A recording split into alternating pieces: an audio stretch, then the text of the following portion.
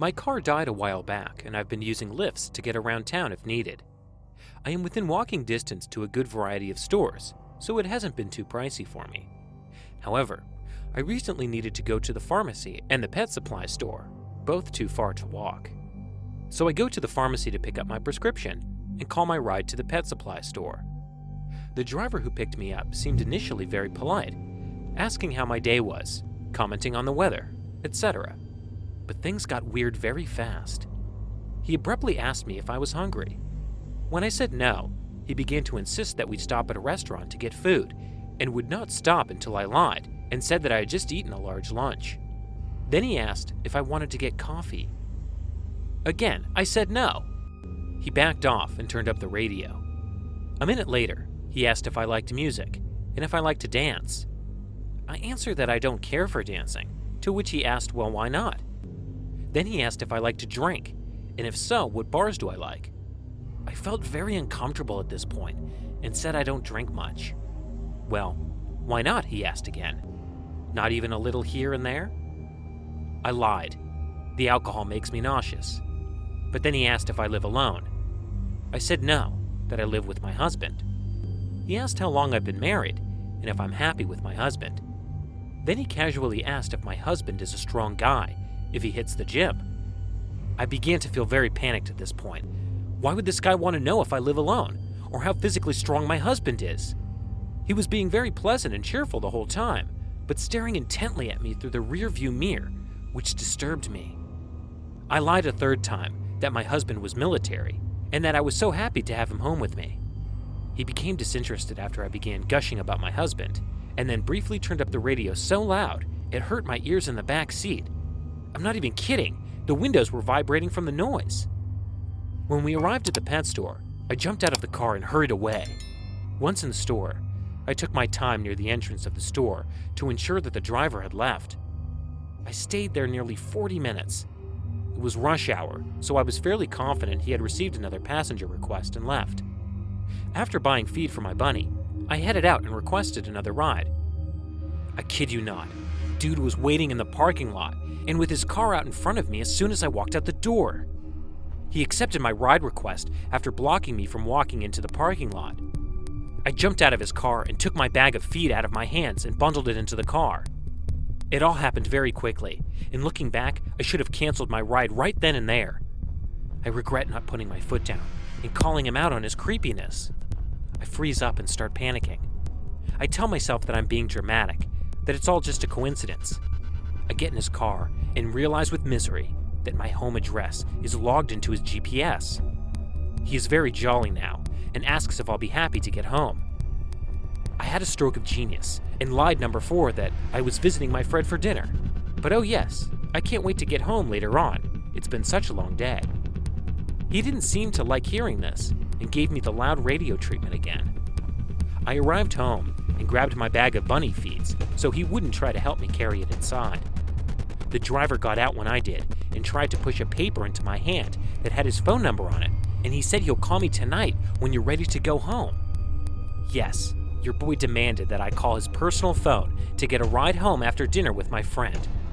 I refused, and he tried to force the paper into my hand, grabbing my fingers and crumpling them into a fist around set paper. I lied a 5th time that my friend was driving me home later and dropped the paper on the sidewalk. He finally gave up and got back into his car. I walked up to the door, but then realized that the driver was still parked at the curb watching me.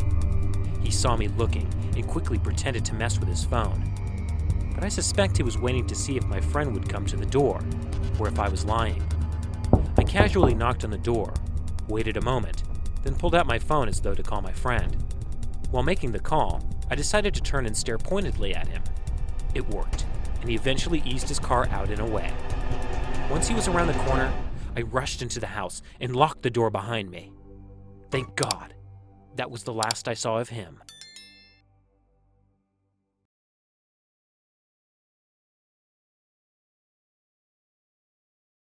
I live in a military town, so everyone here is either in the military like my husband and I, or they are the locals. Backwoods redneck type you find near the Bible Belt.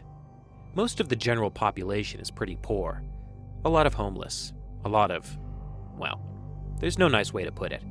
white trash type folk. I live near a Walmart that I usually go shopping at, and during the day it's filled with your usual Walmart shoppers. At night, however, it's usually full of weirdos.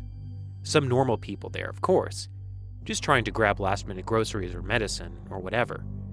But some people who just don't have anywhere else to be, or they're high or drunk, and Walmart is open 24/7, so they just come to hang out there like it's a damn arcade or something.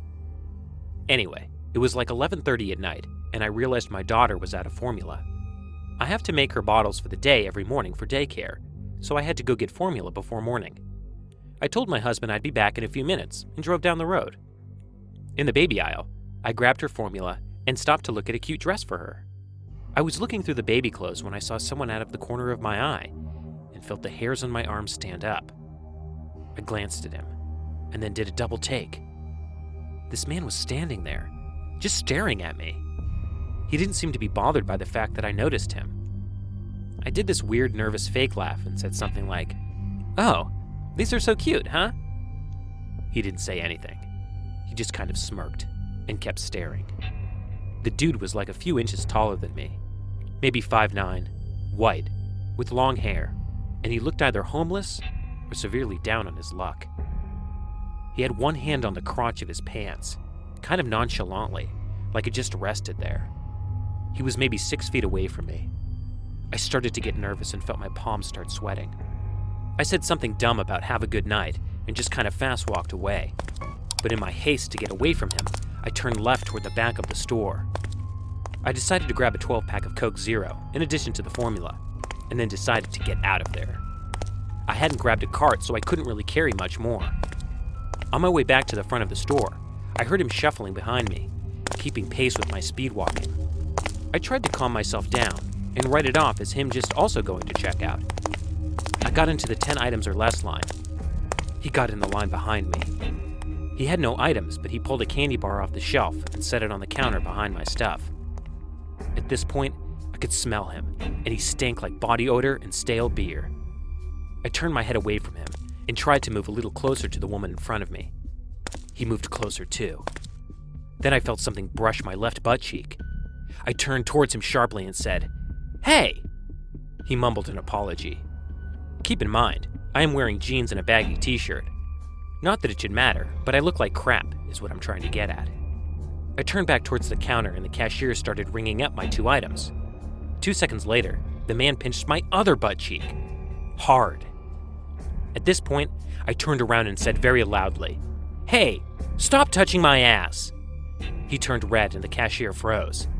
She asked if there was a problem. "Yes," I replied. "This guy just pinched my butt, and I don't know him, and he's creeping me out." She looked unsure of what to do and asked him to please step away from me before she called security. He did, wordlessly, and then just stood there glaring daggers at me. I pretended I didn't notice and paid for my things. As soon as she bagged up the stuff, I booked it out of the store. I got maybe 10 steps into the parking lot when I heard the doors open behind me. Panicking, I turned and saw him marching directly toward me. I bolted. My car was 2 lanes away, and I yanked out my keys and unlocked it while I ran. I could hear him behind me, grunting and panting. I felt adrenaline kick in and tears in my eyes. I ran, swinging the bag and the case of soda, flung myself into the driver's seat, and turned the key in the ignition before the door even shut. I threw it in reverse without looking just as he slammed his body onto the hood of my car and yelled something. I peeled out of the lot at almost 30 miles an hour, and he flew off my hood and into the ground, and I drove the mile home going well over the limit, breathing hard and feeling like I was going to hyperventilate. When I got home, I still had chills. I raced inside and locked the door. My husband wanted to go find him and beat his ass, his solution for pretty much anything. But I just wanted to shut the windows and crawl into bed. I don't know what makes people do the things they do. Do they not realize how terrifying they come off as? I don't even want to leave my house without mace and a taser and a railgun.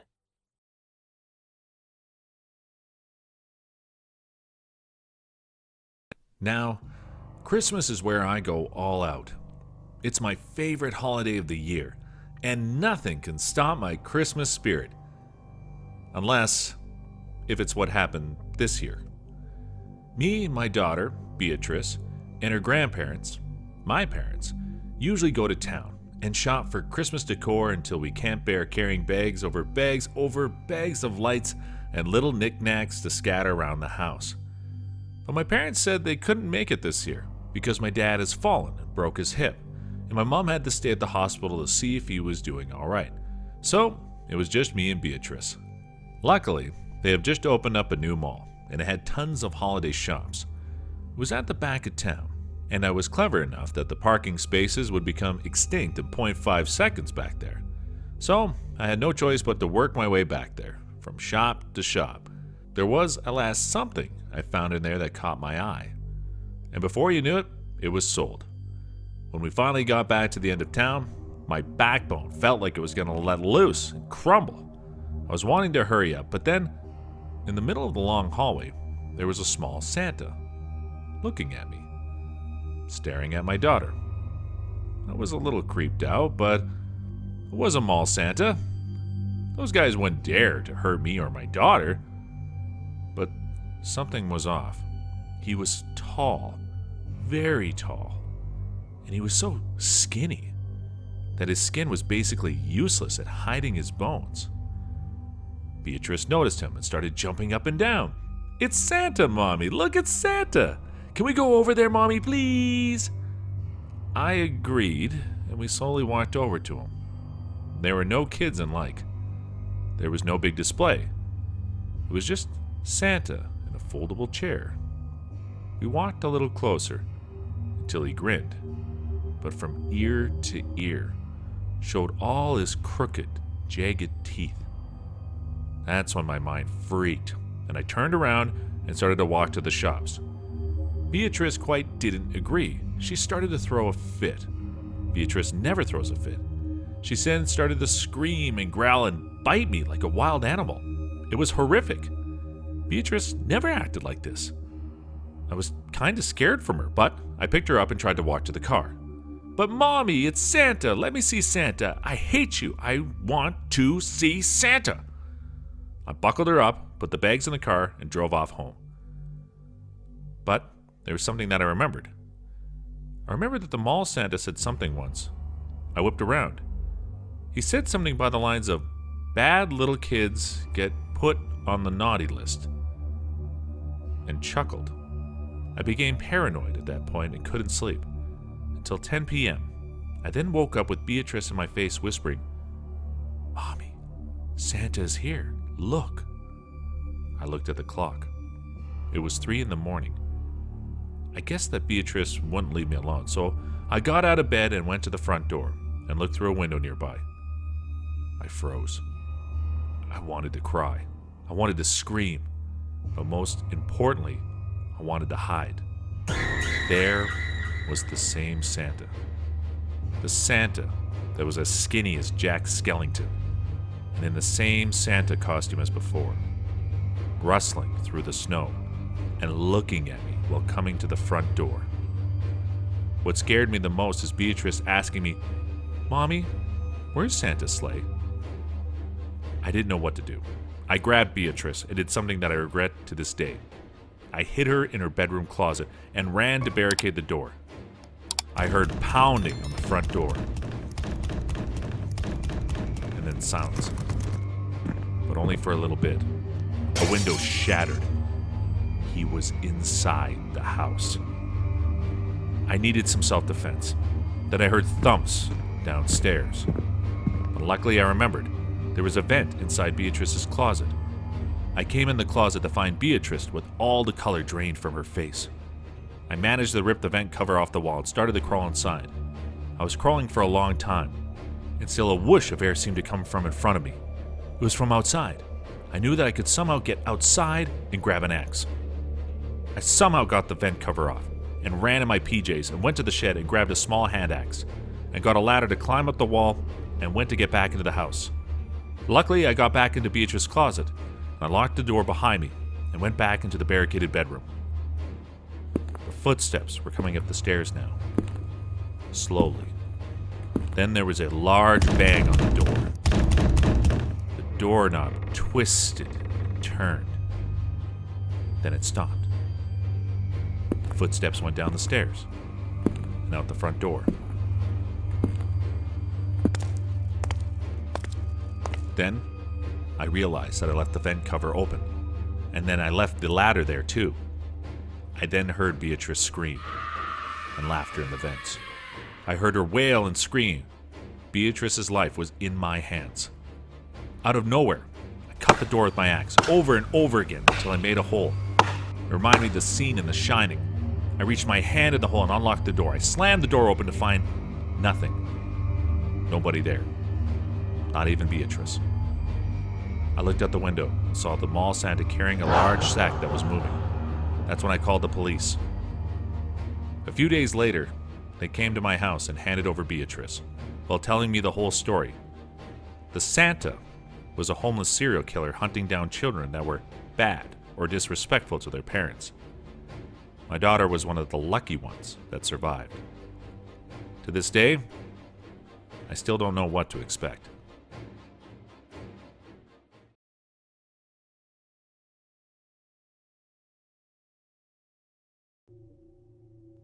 I worked as a flight attendant for a few years when I decided to take an extended sabbatical from college. There were a handful of let's not meet situations that I encountered, but one in particular still makes my skin crawl more than any other.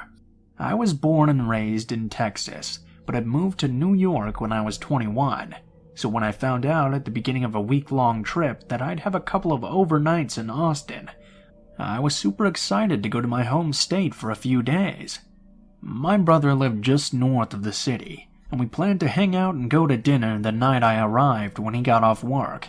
And the following day we were going to meet up with our dad, who only lived about an hour away. So I get to the hotel downtown, the crew and I check in, and then we each head off to our own rooms. A short elevator ride and I get to mine, where not even 5 minutes later, there's a loud, hard knock on the door. It was only around 1 or 2 p.m., and I hadn't called either my dad or brother to let them know I was in town yet. They definitely wouldn't know what my room was. I assumed it was maybe one of my crewmates, so I headed over to the door. Before even making it to the door, however, a loud male voice boomed on the other side. "The front desk sent me about the bathroom problem you called in," before he tried to open the door. "Unlock the door and open up, miss. I need in now." I froze in my tracks. I hadn't even been in the bathroom yet, let alone called anything to the front desk. I'm a fairly petite chick, and while I take no shit from anyone despite my size, I still err on the side of caution. Slowly inching toward the door, I look out of my peephole. All I could tell was that the man on the other side was at least 6 foot tall, easily over double my height. No way in hell I was going to unlock the door. I responded to the man, telling him that he must have had the wrong room. He continued to pound away while constantly turning the handle, telling me that he needed in, and he was getting in one way or another. I panicked, but thankfully I had the sense to grab the phone and call the front desk. The concierge confirmed that they had neither sent anyone up to my room, nor had they received a call about the bathroom. The entire time, this fucking guy was still determined to get into my room, pounding and yelling. Luckily for me, the front desk had dispatched security to my floor right away. When the security officers step off the elevator a few seconds later, I can hear them in the hall approach and ask the man who he was, what he was doing, and telling him he needed to leave the hotel. He immediately got hostile, and the front desk clerk I'm still on the phone with tells me the police had been called and were on their way. In the meantime, I was trapped in my room, scared shitless. Long story short, the cops show up pretty quickly and arrested the guy for trespassing and criminal menacing or some shit. I later found out that the man was wanted in connection to a string of break-ins and violent sexual assaults in Austin. He had seen and stalked me from the minute I entered the hotel lobby. Apparently, I was exactly his type of victim. Nothing else happened after that, but it still rattled the fuck out of me for the rest of my stay in this hotel.